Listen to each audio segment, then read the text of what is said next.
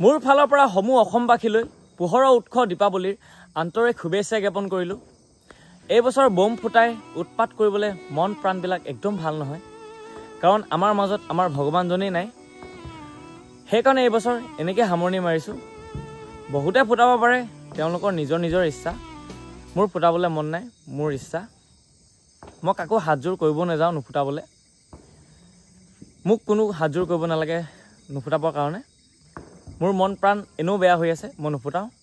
আৰু লগতে এইবাৰ বাইদেউও নাই ফূৰ্তি কৰিবলৈ। আগতে তাই আছিলে, তাইৰ লগতে ফূৰ্তি কৰা হয়, এতিয়া তাই নাই। সেয়াই আৰু এইবছৰ এনেকৈ সামৰণি মাৰিব লাগিব। হে মহান আত্মা মহানায়ক, আপুনি য'তেই আছে কুশলে থাকক। আৰু আপোনালোকে যদি কমেণ্ট দিয়ে তেতিয়াহ'লে #জাষ্টিছ ফৰ জুবিন দা বুলিহে দিব।